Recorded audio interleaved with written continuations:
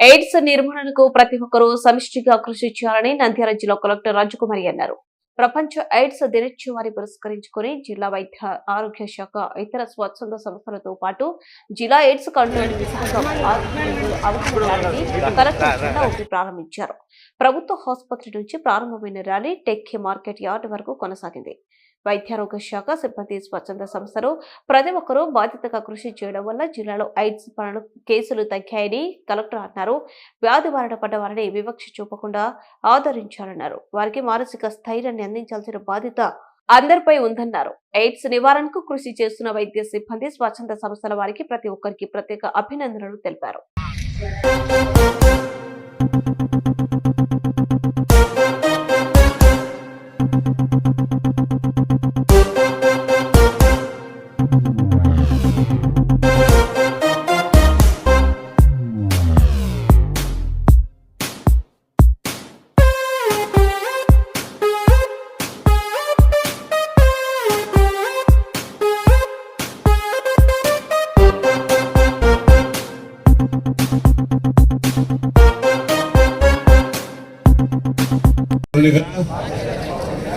పూర్ణ చైతన్య అవగాహనతో బాధ్యత ప్రవర్తనతో హెచ్ఐవి ఎయిడ్స్ అరికట్టడంలో ముందుంటానని డిసెంబర్ 1న ప్రపంచ ఎయిడ్స్ దినం సందర్భంగా మాట ఇస్తున్నాను. నా కుటుంబ సభ్యులకు తోటి వారికి హెచ్ఐవి ఎయిడ్స్ పట్ల నిరంతరం అవగాహన కలిగించేందుకు హెచ్ఐవి ఎయిడ్స్ వ్యాప్తి నివారణకు నిరంతరం పాటుపడతానని హెచ్ఐవి ఎయిడ్స్తో జీవిస్తున్న వారి పట్ల ఆదరణ భావం కలిగి ఉండి వారిలో ఆత్మవిశ్వాసం పెంపొందిస్తూ వారి పట్ల వివక్ష లేకుండా సేవలు అందించడానికి నా వంతు కృషి చేస్తానని మీ అందరి సమక్షంలో ఆత్మసాక్షిగా ప్రతిజ్ఞ చేస్తున్నాను.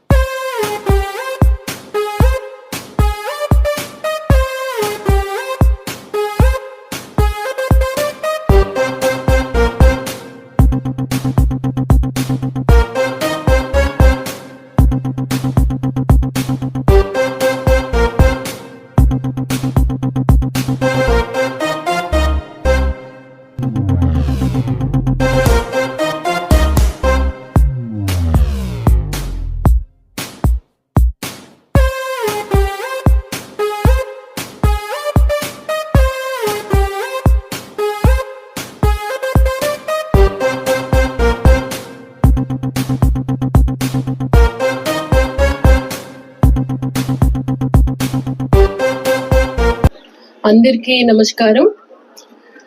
ఈరోజు డిసెంబర్ 1 ప్రపంచమంతా కూడా వరల్డ్ ఎయిడ్స్ డే చేసుకుంటున్నాం. ఇది 1988 నుంచి ఎందుకు చేస్తూ ఉన్నాము అంటే, ఈ ఎయిడ్స్ రహిత సమాజాన్ని మనం చూడాలి. దీనిపైన అవగాహన కార్యక్రమాలు మనం చేసే ప్రతి విషయం కూడా ప్రజలకి చేరాలి అన్న ఆలోచనతో చేస్తూ ఉన్నాం. కేంద్ర రాష్ట్ర ప్రభుత్వాలు ఆ దిశగా కృషి చేశాయి. అందులో మనం చాలా వరకు కూడా సఫలీకృతం అయ్యాం.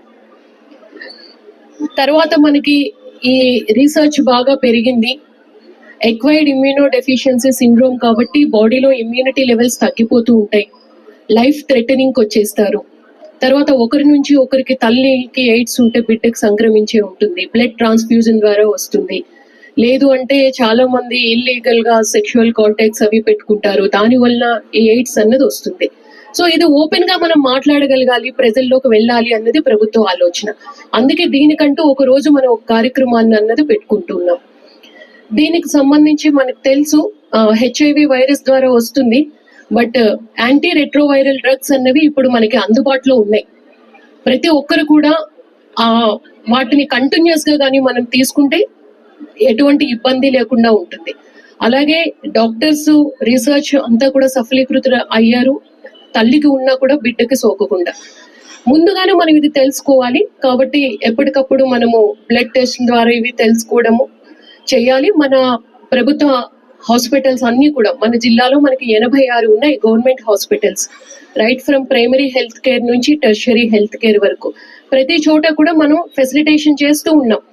ఎవరికి బయట తెలియకుండానే వారికి ఎటువంటి జాగ్రత్తలు తీసుకోవాలి, ఆరోగ్యపరంగా కుటుంబ పరంగా కూడా ఎటువంటి జాగ్రత్తలు తీసుకోవాలి అన్నది ప్రతి వ్యక్తికి కూడా మనం తెలియజేస్తున్నాం.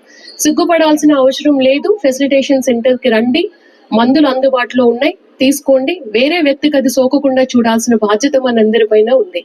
అలాగే ప్రభుత్వం కూడా 3 నెలలు కంటిన్యూస్ గా మన ఏఆర్టీ డ్రగ్స్ గాని తీసుకుంటే వాళ్ళకి పెన్షన్ సదుపాయం కూడా ఇస్తూ ఉన్నాం. కుటుంబంలో ఎవరు ఇబ్బంది పడకూడదు అన్న ఉద్దేశంతో ఎవరైనా అటువంటి వ్యక్తులు ఉన్నా కూడా ఇమీడియట్ గా మెడికల్ అండ్ హెల్త్ డిపార్ట్మెంట్ వాళ్ళు ప్రాసెస్ చేసి ఇస్తున్నాం. దీన్ని కూడా సద్వినియోగపరచుకోవాలి.